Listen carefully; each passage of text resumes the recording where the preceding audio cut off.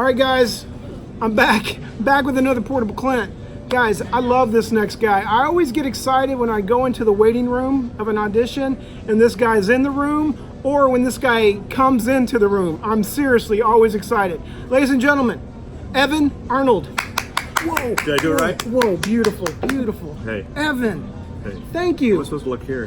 You know what? That's a big question. Here? Yeah. This is you? the third person. You refer to him every once in a while. Hi, audience. Hey. There's Evan. only one person out there watching. Well, I know. I thought it was going to be more people. Yeah, no, it's just that person right there. Thanks. Okay, Evan. That's me. That's you, buddy. All right, you ready to do this? I'm sorry. No, you go ahead, man. Oh, I'm gonna Candy play Crush. Candy Crush for a little Okay, bit. here we go. He really is playing Candy Crush. Okay, Okay. here we go. Okay. All right, Evan, you were a kid actor. Well, I was a pubescent actor. I didn't do it pre-teen. Like, my first attempt was at 13, and then I got my first job when I was 14, or 12 to 13, or something like that. Okay, all right, hold off now. All right. Hold off. I'm sorry. Okay. When and why did you come out to Los Angeles, or were you born in Los Angeles? I was born at St. John's Hospital in Santa Monica, California, and grew up in Encino. Wow. First on Haskell Avenue. Okay. And then when I was about 3 years old, I moved to Strawberry Drive. Strawberry Drive, okay. My father was a first assistant director for feature films. One of the top 2 best all-time greatest assistant directors in the entertainment industry. Really? Name a film, any film that you've ever enjoyed. Grapes of Wrath. Right, he didn't do that. I don't know why. Okay, give me something he gave. Give me something. He did great films. He did. Give me 2. He did The Jerk, and he did Godfather Part 2. Wow. I mean, come on. You had me at The Jerk. Boom. Yeah. Okay, that's awesome.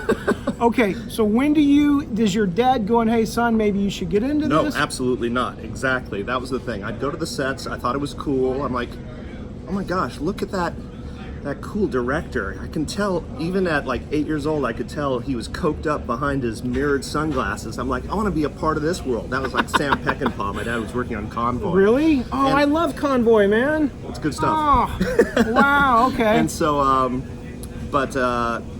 so they tried to dissuade me, disabuse me of that notion. But when I was either 12 going on 13 or 13 going on 14, I don't remember, I was hounding them. They said, no, don't do this. You're going to go to school, you're going to get a law degree, whatever. And they said, you can audition for a year. Okay. You can try it for a year. Because my mom was like, I think I'm going to be the one. I have to shuttle you around. I'm not looking forward to this. Sure. And almost a year to the day, I got my first job. And they're like, all right, you can try it a little longer. And that's what happened. But so I was just making the distinction when you said I was a kid actor. It even hit me at that time when I started at 12 or 13. There were kids. I can't remember. There was this kid named like Scooter or something like that. And he had a resume. These kids had been doing it since they were 4 or 8 or whatever. Yeah. They had a page of stuff. Yeah. Like some kid from the Judy Savage agency. I was with Judy Savage. There you go. That Wow. was the starting place. And then wait, were I you was with just Judy like, Savage? For probably a year, yeah. Okay, yeah. okay. Something like that. Okay, now wait. So you book your first job. Is your first job It's Your Move?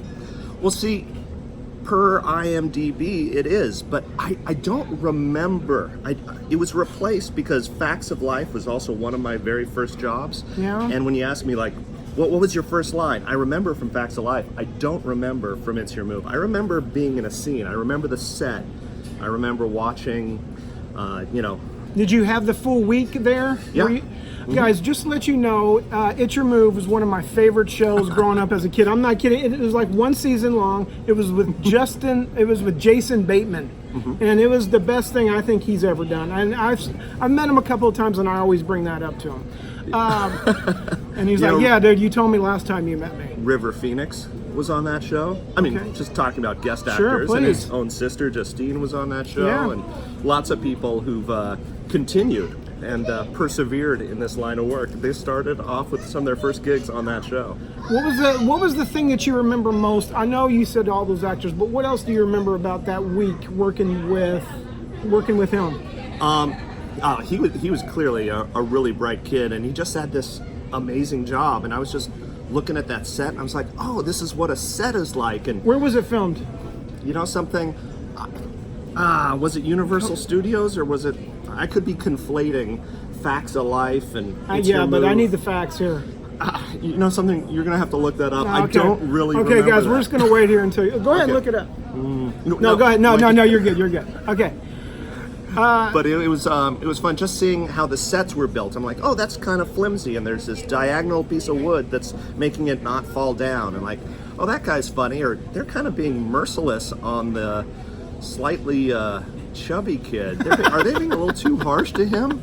Is that part of what? And then we got to go to school, and then what's this dynamic here? It was just a lot to assimilate, and it was a fun experience. But for Facts of Life, I kept telling people for a while that was my first job, but maybe it was It's Your Move. That was one where they thought I was older, and they hired me, and then I had a couple scenes, and I had a lot of dialogue, and they're like, oh wait, you're 14 or whatever. Oh, you should be in school. Oh no, we have to do schooling time. We don't have time to rehearse you. And it got cut down to one line.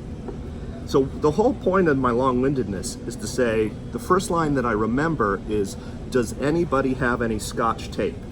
That's a story I tell about what my first line was, but maybe it wasn't that. Maybe it was Silver Spoons, or maybe it was It's Your Move. Okay, but see, remember. okay, so you're saying Because I'm so old, I can't remember anything anymore. well, I get it, but Evan, let me tell you something. Yes. My glory days of being at home watching TV.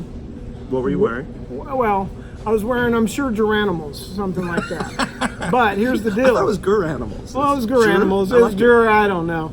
But Well, are dude, you from Beeville or Corpus Christi? 'Cause Corpus Christi? that's Why, where- why that's do how you they- know Beeville? Well, my first kiss ever was from San Antonio. Your first what? Kiss. I was 4 years old on a sit and spin, the round thing. Yeah. And then Shannon Miller, Roger Miller's daughter. Okay. He wrote The Roger Miller? yeah. Dang, Trailer for Sailor Rent. Yeah. Room to let 50 cents. You dated his daughter. I don't know if you call it dating at that age, but yeah, we were good friends and we smooched. Okay. In the back of my Pacer wagon. What became my Pacer wagon. My mom had it, lent it to our gay uncle. He gave it back to the family when I was a teenager, and it was a great car. Okay. Anyway. Okay. But I digress. No, I think I digressed. But you digress. Dude, It's a regress. yes. But Silver Spoons, Facts of Life, It's Your Move, those were my glory days of sitting in front of a TV, watching TV. I loved those shows. And you saw this Putz kid, and you're like, I could do that. I could do better I than did. this. I Who's did. that guy? I Evan did. Arnold in the Yeah. co-star, guest star Yeah, credits? exactly. I'm going to move to LA and become an actor. Well, that's pretty You're close. welcome. It's pretty or close. I apologize. Yes. Okay, what else? Tell me some other big shows you booked at that age. We're not going to go through every one, but just give me the glory days. I don't know. I did a few little ones like that, and then So your parents were on board right after you started booking? ish. Yeah, they put up with it. They were not excited because my father, he would work on big movies, and then nothing, and then within 2 days he'd get called for 3 jobs, and he just said yes to the first one, and they were all pretty good jobs, but then like maybe the second job would have been even better, and he said yes, and then he's working for 3 months or 6 months, and then waiting for the phone to ring, and he's like, that lifestyle, that's not why I'm working. I don't want that for my son. But That's exactly what you know, you got, right? a little bit, yeah, or a lot. Okay, so from 14 to 18, is it acting and your mom driving you around? Yeah, I mean, at that time I got my license when I was 16, and I started driving myself. But yeah, You're still acting though. You're for those still going for it. 14 to 16, my mom's driving me, and then I drove myself for another year while I was in high school, and so soon I got hey, howdy. Hi.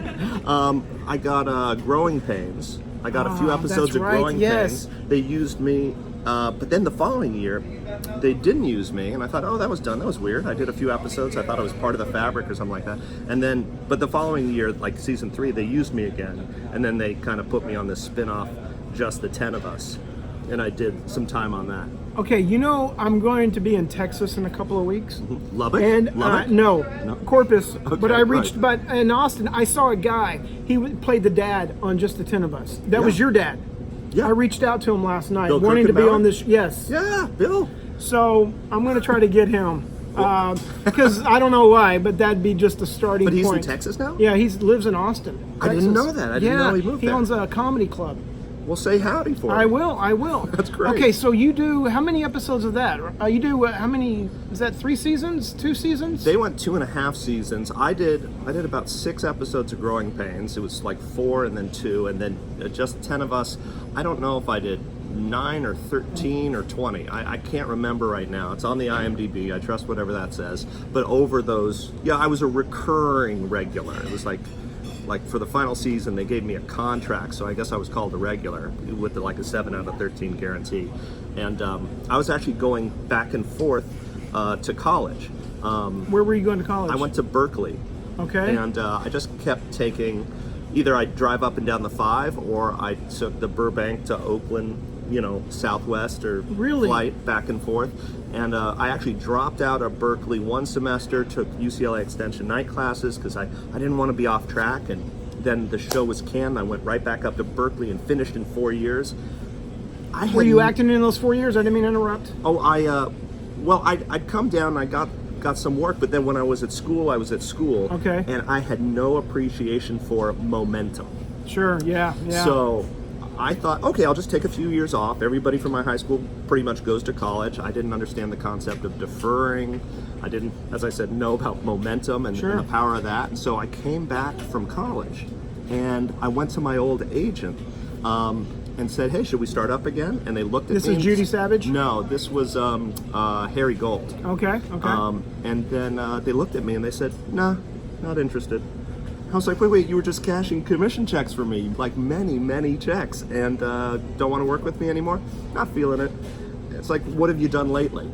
Was that like the big first slap in Hollywood that you got? That was rough, and that, I mean, for me, in the grand scheme of things, for other people's lives, that's not.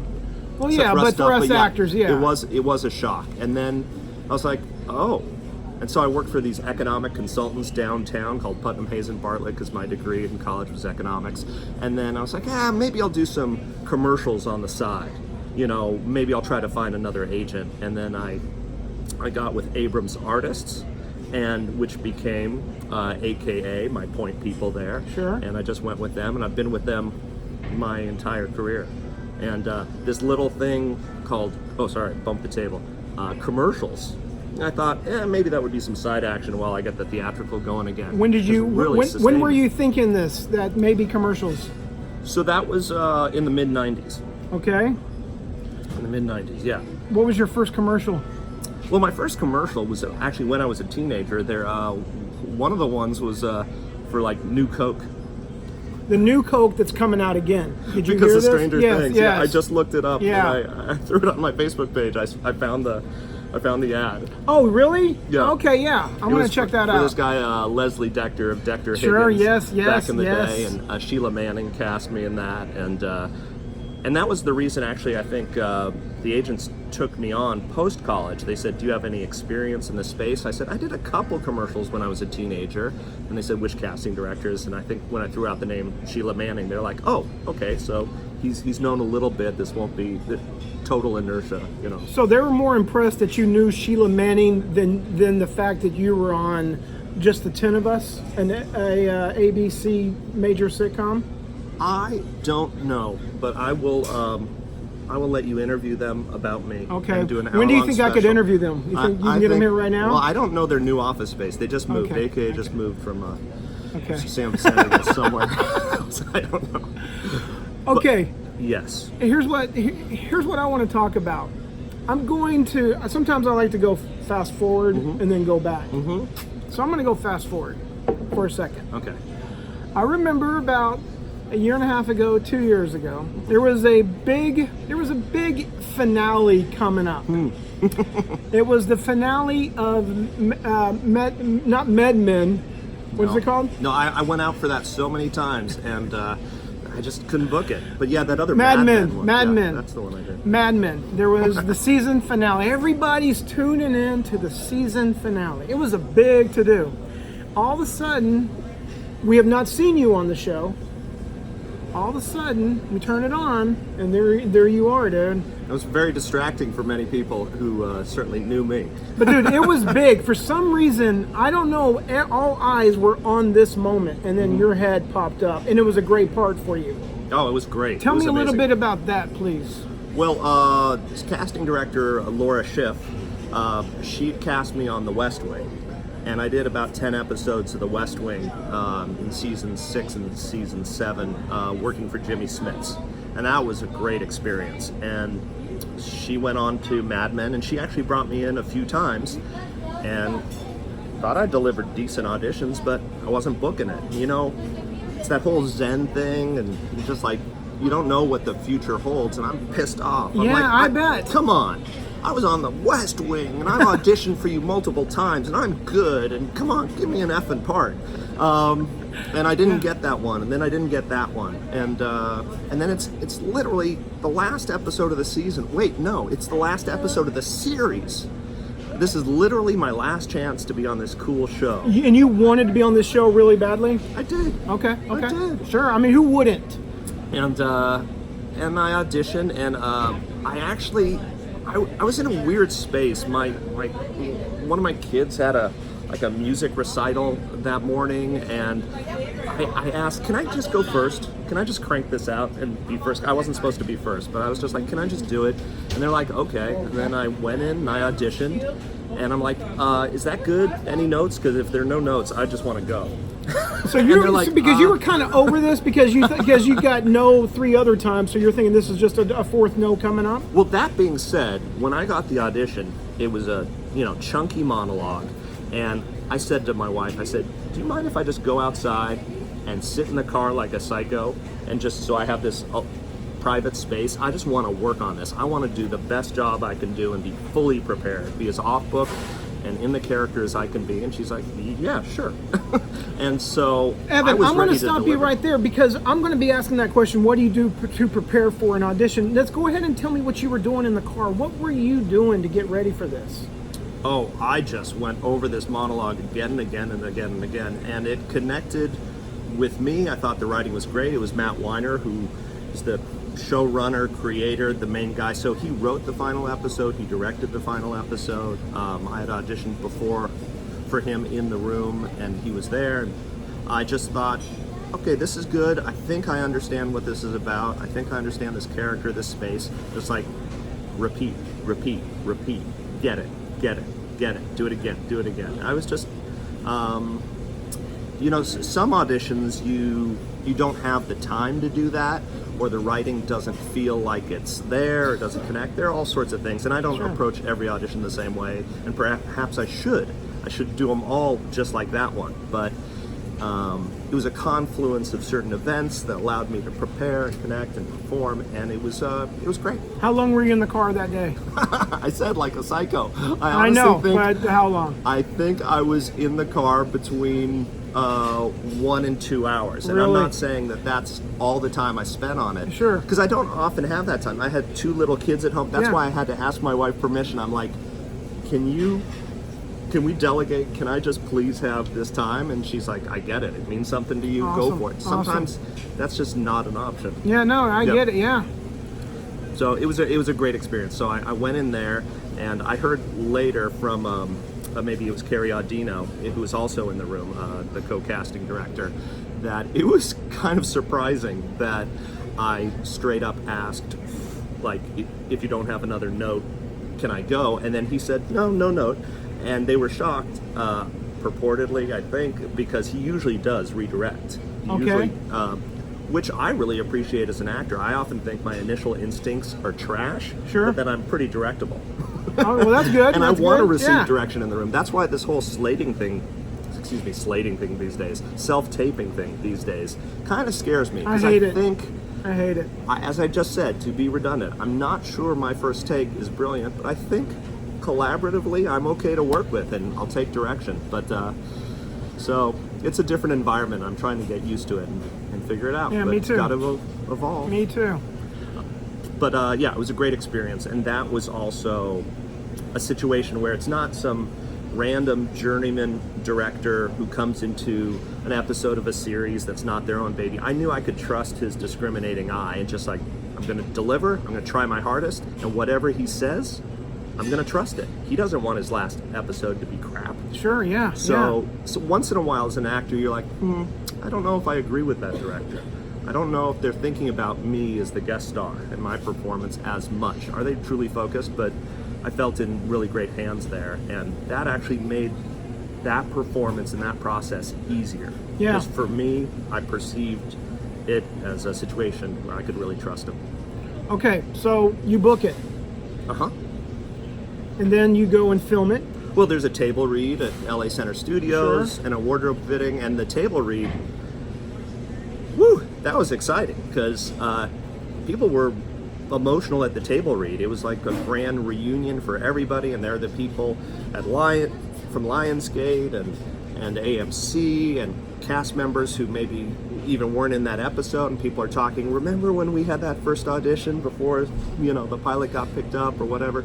And I'm just this guest guy, and I'm thinking, I gotta go for it. I gotta still deliver. And I fully acted during the table read, and it was cool. Even on the set, Matt said, bring what you brought in the table read. You know, Wow, that's a great compliment. That was great. But some table reads, I'm thinking, I've heard stories about somebody's replaced Yes. after the table Yes, read. I hear it often. So I thought, you know something, I got to go for it. And anyway, that was a situation where it all worked out. Okay, so you film it, and it's one of those things you can't tell anybody, right? Yeah, we had to sign NDAs, and he was so explicit.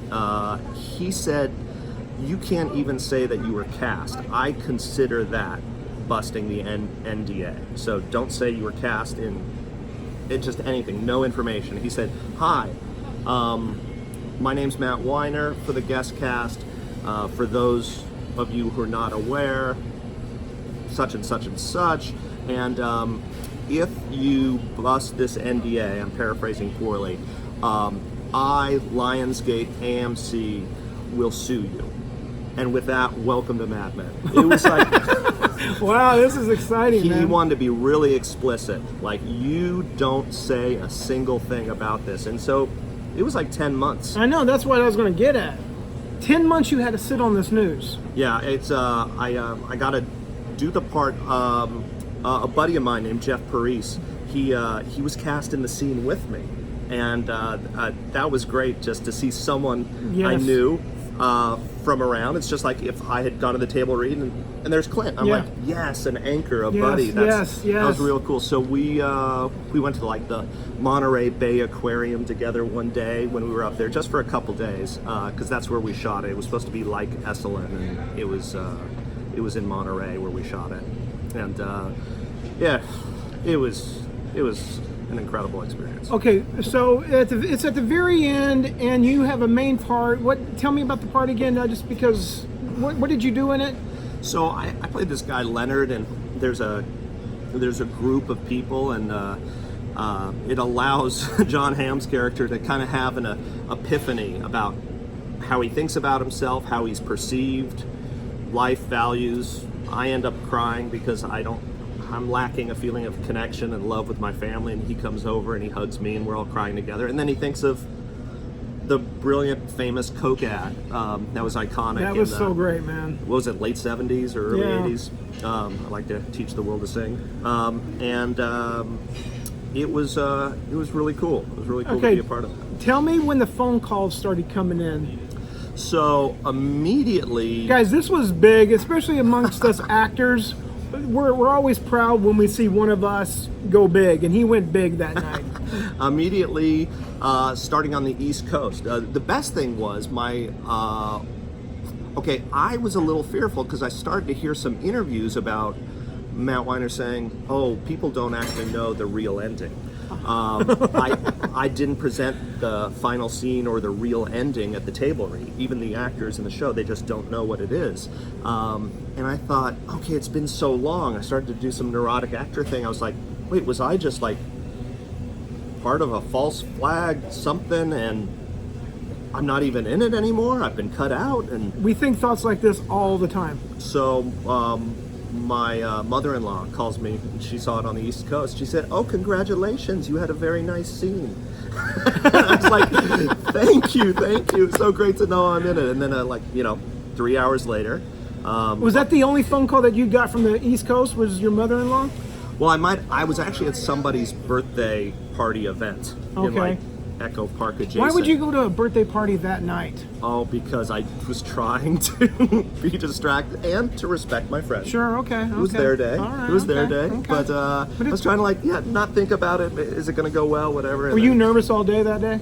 Absolutely. Okay. Absolutely. And when I finally watched it on the couch that night with my wife, set the DVR so I could watch it multiple times, and I turned to her and I said, "It was all right, right?" It was okay. She's like, "Yeah, you did a nice job." Yeah, it was all right." was really good, man. I wouldn't have made this long of a story about it if it wasn't fantastic. Oh, thank you. I mean, it really was. It was really cool. I'm absolutely proud about it. But a lot of people said, you totally distracted us, and we had to watch it again because we were start screaming at the TV like, what's with the new guy? What's with Evan? Why is he there? You know, because they give me this 3.5 minute monologue, boom, and right at the end, the climax, it was like, what is going on? Some people had set up their tables 60s style with cocktails and menu cards, and they planned this whole thing. People were dressing up, inviting friends over to do a whole bit, and they're watching, and they're like, "What? You ruined it for us!" But in a way, and then they're like, "No, you did a great job," etc., etc. But that was very fun. What were the worst days in Hollywood for you? There was a time where it got so slow, and I agreed to do this guy's vlog. It's like Are you talking about mine? Something alliterative. Yeah, it was like a Clint Coke, was it?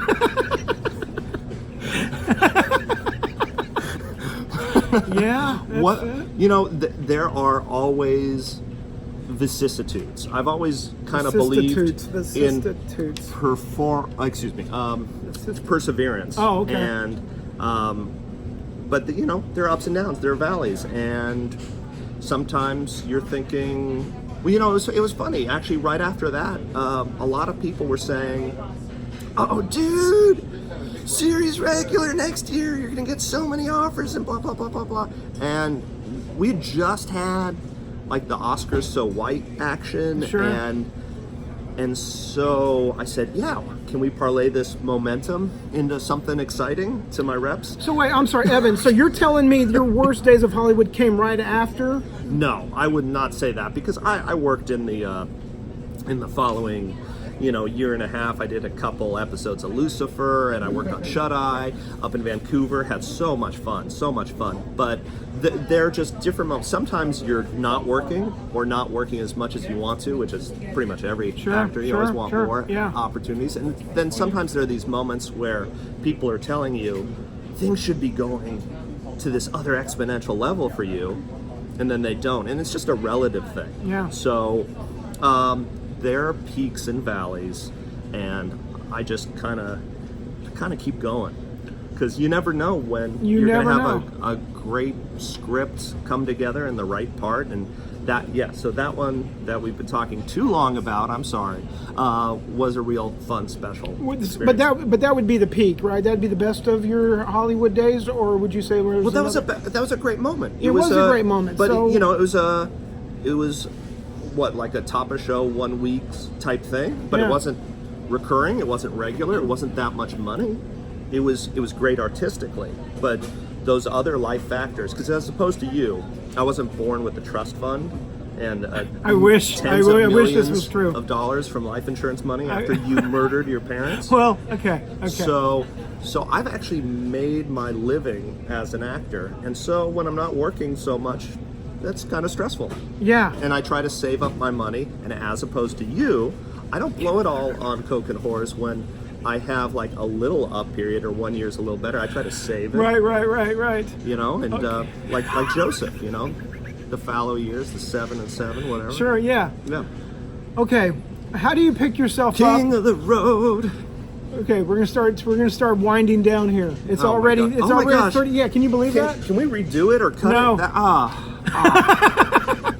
Can you believe that? Okay. How do you pick yourself up after you get kicked in the gut in Hollywood? What's your trick? Lately, now in my 40s, I drink coffee. Sure. And that helps because it's all starting to fall apart. This is my nuclear invisible coffee.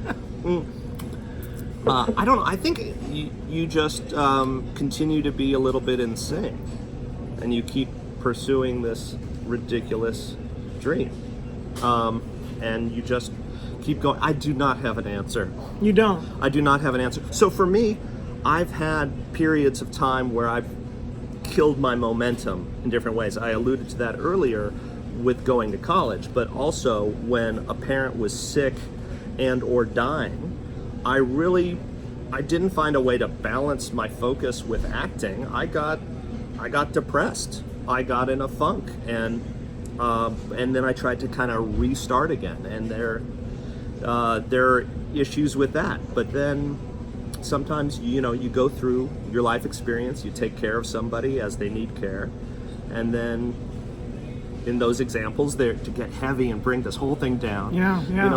They're gone. And you're like, okay, well, what do I want to do now? It didn't cause me at those points in time to have a career shift and a total life direction shift, but then I wanted to get going again, and the momentum had kind of been killed. So it's tough. You just try again. Yeah, this business, I mean, you literally got to pick yourself up about 4 times a week. Yeah. I mean, seriously. Okay, Evan, is there anything else I need to know about you? There wasn't anything you needed to know about I know, me from trust the start me. of this. I can't believe, looking at the time, I should have looked at the time, how long-winded and inarticulate I was, but... you were beautiful, man. No. Okay, Evan, I just want to let you know something. You always crack me up, dude. You always have got something jovial to say to me when I see you, and I appreciate your humor. And you're an awesome dude, man. Well, you really are. I appreciate you. You've got good energy. You got a good vibe about you. Thank you, brother. All right, Evan. Happy birthday to your wife. Thank you so much. Apparently. It was yesterday. Thank you so much. Evan, do me a favor. One last favor. Tell them goodbye. Oh, goodbye.